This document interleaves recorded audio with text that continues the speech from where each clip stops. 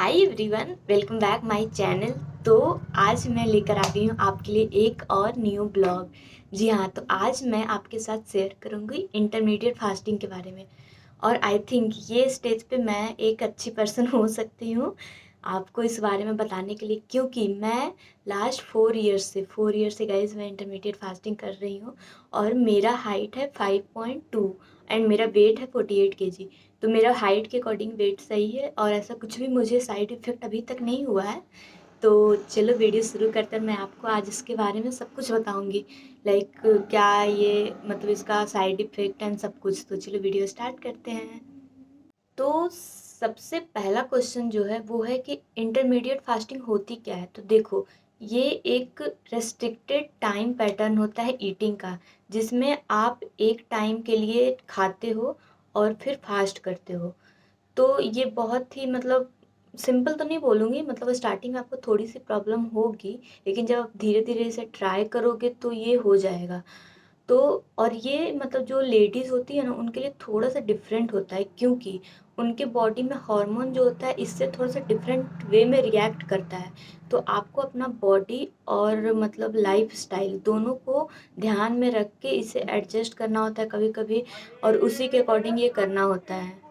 तो ये जो इंटरमीडिएट फास्टिंग होती है वो 3 टाइप का होता है। तो सबसे पहला टाइप जो है वो 16:8। तो आपको इसमें 16 आवर का विंडो होता है जिसमें आपको फास्ट रखना होता है, और 8 आवर का जो विंडो होता है उसमें आपको खाना होता है।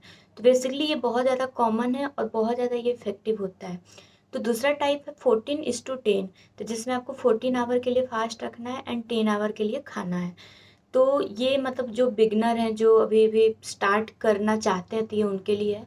एंड तीसरा है 1 मील अ डे। ये बहुत ज़्यादा मतलब क्या बोलूँ, बहुत ज़्यादा हाई लेवल पे हो जाता है। ये हर किसी के लिए मतलब पॉसिबल नहीं है, हर किसी से नहीं हो पाता है। लेकिन ये बहुत लोगों को बॉडी पे अच्छी इसके इफ़ेक्ट आती है, जिन्हें बहुत ज़्यादा वेट लूज़ करना है। तो शायद ये उनके बॉडी पे इफ़ेक्टिव हो सकती है। लेकिन मैं नहीं वो की हूँ, तो मैं आपको रिकमेंड नहीं करूँगी। मैं जनरली 16:8 करती हूँ या फिर 14:10 करती हूँ। अब इसका कुछ बेनिफिट जान लेते हैं। तो देखो, पहला तो है वेट लॉस। क्योंकि मैं जब इंटरमीडिएट फास्टिंग स्टार्ट की थी तो मेरा वेट 60 kg का था। 60 गाइस, 60। उसके बाद मेरा वेट फुट आई थिंक धीरे धीरे ग्रेजुअली डिक्रीज हुआ, लेकिन उसको होने में लगभग 1 साल मुझे लग गए थे। फिर मैं 48 kg पे आई, और लास्ट आई थिंक 3 या 2 ईयर्स मेरा वेट मतलब 48 kg ही है। तो क्योंकि आप जब फास्टिंग करते हो तो जो आपका बॉडी का फैट है वो बर्न होता है, जिससे कि आपको वेट लॉस में हेल्प करता है। सेकंड है हार्मोन को बैलेंस करता है, क्योंकि फास्टिंग के टाइम जो आपका इंसुलिन लेवल है उसको ये कंट्रोल करता है। तो अगर आपको पीसीओएस ऐसा कुछ प्रॉब्लम है तो ये आपको बहुत ज़्यादा बेनिफिशियली हो सकता है। तीसरा है कि आपका डाइजेशन जो होता है और स्किन का, ये इम्प्रूव करता है, क्योंकि ये आपका जो गट हेल्थ है उसे इम्प्रूव करता है, जिससे आपका जो ब्लोटिंग होती है वो नहीं होगी, और स्किन से एक्ने पिंपल्स वगैरह उसे भी रिमूव करता है। लेकिन कुछ लोगों का मिथ होता है कि अगर आप इंटरमीडिएट फास्टिंग करते हो तो आपका फेस अजीब लगता है, मतलब सूखा हुआ लगता है। लेकिन ऐसा नहीं है। आप मेरा फेस देख सकते हो, मैं 4 साल से कर रही हूँ, मैं अभी बिना मेकअप की हूँ, लाइक कुछ भी नहीं, सिर्फ नॉर्मल लिप बाम लगाई हूँ। तो ऐसा नहीं है। अगर आप स्टार्ट करना चाहते हो तो आप कर सकते हो।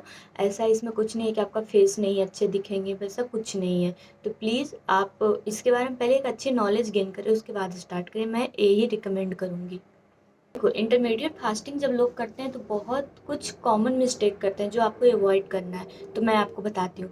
तो जब उनका ईटिंग विंडो स्टार्ट होता है तो वो क्या करते हैं कि बहुत ज़्यादा खा लेते हैं या फिर बहुत ज़्यादा कम खाते हैं, जिससे कि उनका वेट लूज तो बिल्कुल भी नहीं होता और कभी कभी गेन भी हो जाता है। तो ऐसा नहीं करना है आपको गाइस। आपको जब ईटिंग विंडो आपकी स्टार्ट हो रही है तो आपको न्यूट्रिशन रिच फूड लेना चाहिए, जिसमें प्रोटीन, कार्ब्स, सब कुछ एक बैलेंस मतलब पोर्शन में होना चाहिए। तो आप ट्राई करो कि आप कुछ भी नहीं खा लो या फिर बहुत ज़्यादा नहीं खाओ। आप एक नॉर्मल डाइट लो, तो आपके लिए वो बहुत ज़्यादा इफ़ेक्टिव होगा। सेकंड क्या करते हैं कि मतलब उनके बॉडी में पानी की कमी हो जाती है, क्योंकि जब वो फास्ट पे रहते हैं तो जितना हमारे शरीर को पानी चाहिए वो उतना नहीं पीते हैं। तो आप ट्राई करो कि जब आप फास्टिंग पे हो तो इनफ वाटर पियो, जिससे कि आपको बॉडी में पानी की कमी नहीं हो।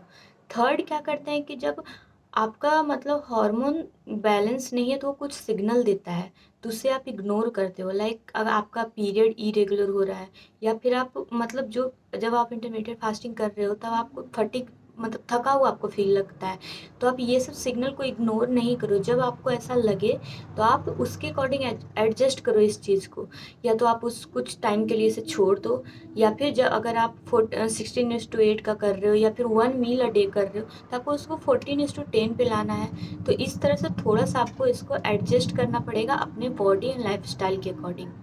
तो चलो अब मैं आपके साथ शेयर करती हूँ कि जब मैं इंटरमीडिएट फास्टिंग करती हूँ तो मैं क्या क्या खाती हूँ और क्या क्या अवॉइड करती हूँ, ताकि आपको भी इस चीज़ में हेल्प मिले कि आपको क्या खाना है और क्या अवॉइड करना है। सबसे पहले आपको हेल्दी फैट लेना होगा, जिसमें नट्स होना चाहिए, सीड्स होना चाहिए, और घी। अगर आपको पास घर का घी है तब तो बहुत अच्छा है, लेकिन आप ट्राई करो कि हर मील में, आई मीन हर मील नहीं पॉसिबल है तो पूरा दिन में 1 चम्मच घी खाओ। अगर आपको दाल के साथ पसंद है या फिर रोटी के साथ, तो आप जिस फॉर्म में लेना चाहते हो तो आप ले सकते हो। सेकंड होता है फाइबर रिच फूड आपको लेनी है, तो उसमें आप वेजिटेबल ले सकते हो, फ्रूट्स ले सकते हो। थर्ड है कि जब आप फास्टिंग करते हो तो उस टाइम आप हर्बल टी और ग्रीन टी या फिर लेमन वाटर, ये 3 चीज़ आप इंक्लूड करो, जिससे आपका जो वाटर इनटेक है वो भी कम नहीं होगा, और ये सारे ड्रिंक जो है ना वो आपको एनर्जी प्रोवाइड करेगी। तो आप काम करने टाइम भी मतलब ऐसा नहीं लगेगा कि बहुत थका हुआ लग रहा है। तो आप इन 3 ड्रिंक को अपने फास्टिंग विंडो जो है उसमें इंक्लूड कर सकते हो। तो कुछ चीज़ें हैं जो आपको अवॉइड करनी होगी। तो पहला तो है कि प्रोसेस्ड फूड, तो आपको चिप्स हो गया, बिस्किट हो गया, ये सब नहीं खानी है। सेकंड है शुगरी ड्रिंक, तो आप ये जो कोल्ड ड्रिंक पी लेते हो ये सब आपको नहीं लेना है, क्योंकि इसमें बहुत ज़्यादा शुगर का कंटेंट होता है, ये आपके बॉडी पे बिल्कुल भी इफेक्टिव नहीं होगा। फोर्थ है एक्सेसिव कैफ़ीन, आपको बहुत ज़्यादा कैफ़ीन का इंटेक नहीं लेना है। कुछ लोगों का होता है ना कि फास्टिंग पे हैं तो लाइक चाय पी लिया, बहुत ज़्यादा कॉफ़ी ले रहे हैं, जब भी मतलब आई थिंक फटीग फील हो रहा है या फिर नींद आ रही है तो हम कॉफ़ी पी लेते हैं। तो नहीं, आपको मतलब एक्सेसिव कैफ़ीन नहीं लेना। आप चाहो तो अगर बहुत ज़्यादा लो फील हो रहा है तो आप थोड़ा सा ब्लैक कॉफ़ी ले सकते हो, लेकिन उसकी भी क्वांटिटी होनी चाहिए। ये नहीं कि 4 बार ले लिया, ऐसा नहीं, आप 1 बार ले सकते हो। एंड लास्ट है रिफाइंड कार्ब्स, तो आपको वाइट ब्रेड, पास्ता ये सब नहीं खानी है, क्योंकि इसमें बहुत ज़्यादा कार्ब्स होता है जो कि हमारे बॉडी के लिए हेल्दी कार्ब्स में नहीं आते हैं, तो आप इससे भी अवॉइड करना।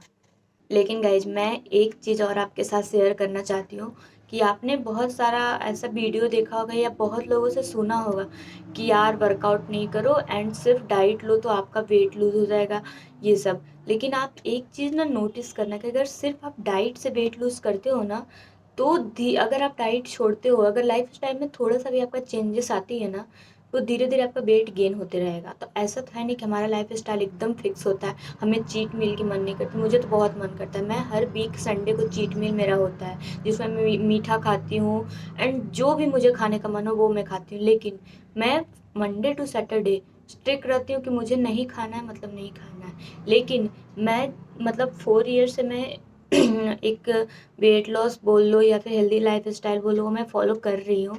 तो मेरा जो होता है कि मैं इंटरमीडिएट फास्टिंग तो करती हूँ, लेकिन साथ में मैं क्या करती हूँ कि मैं 45 मिनट का वर्कआउट मेरा पर डे फिक्स होता है, क्योंकि और वो मैं मंडे टू सैटरडे करती हूँ, वीक में एक दिन रेस्ट लेती हूँ। तो आप भी ट्राई करो कि आप कोई भी डाइट लो, आप इंटरमीडिएट फास्टिंग करो या फिर नॉर्मल कोई भी हेल्दी डाइट लो, लेकिन आप ट्राई करो कि आप 40 मिनट का वर्कआउट, या फिर नहीं हो पाता 40 मिनट तो 30 मिनट कम से कम इंक्लूड करो।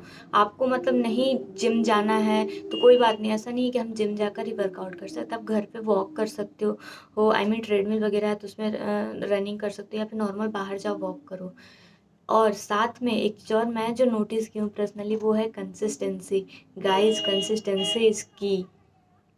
आप मतलब कैसा भी डाइट फॉलो कर लो, कैसा भी फैंसी डाइट फैंसी फूड खा लो, जिम चले जाओ या घर पे ही वर्कआउट करो, जो करो, लेकिन अगर आप अपने काम में कंसिस्टेंट नहीं हो ना, तो ये आपको बिल्कुल भी फ़ायदा नहीं देगी, सब वेस्ट हो जाएगा। तो अब ऐसा नहीं है कि हम 6 दिन ही करें, अगर आप 5 दिन भी करना चाहते हो ना तो 5 दिन करो, लेकिन फोकस करो कि वो 5 दिन मुझे करना है। तो प्लीज़ आप ये चीज़ करो, और ध्यान रहे कि अगर आपका बॉडी वो चीज़ सपोर्ट नहीं कर रहा है, लाइक अगर इंटरमीडिएट फास्टिंग आपके बॉडी पे सूट नहीं कर रहा है, तो प्लीज़ आप मत करना। क्योंकि कभी क्या होता है हमारा हार्मोन बैलेंस नहीं होता, हमें बहुत ज़्यादा मतलब ऐसा थका हुआ फ़ील होता है तो काम करने में नहीं मन लगता है। लेकिन आपको काम तो करना है ना, तो अगर आपको नहीं सूट कर रहा है तो आप नहीं करो, या फिर कुछ प्रॉब्लम हो रही है तो आप एक बार डॉक्टर से कंसल्ट करो, उसके बाद स्टार्ट करो। और ऐसा नहीं है कि अगर मतलब सिर्फ़ इंटरमीडिएट फास्टिंग से ही हम वेट लूज़ कर सकते हैं। आप नॉर्मल भी कोई अगर डाइट लेते हो, बाहर का खाना नहीं खाते हो, घर का खाना खाते हो, उससे भी हो सकता है। लेकिन बात वही है कि आपको कंसिस्टेंट रहना है। और ये थी मेरी आज की ब्लॉग। तो मैं जितना 4 साल में जितना सीखी हूँ इस चीज़ से, मैंने आपके साथ शेयर किया। तो अगर आपको वीडियो अच्छी लगी हो तो प्लीज़ लाइक कर देना और मेरे चैनल को सब्सक्राइब कर लेना, और मैं मिलती हूँ आपसे नेक्स्ट व्लॉग में। तब तक के लिए बाय बाय।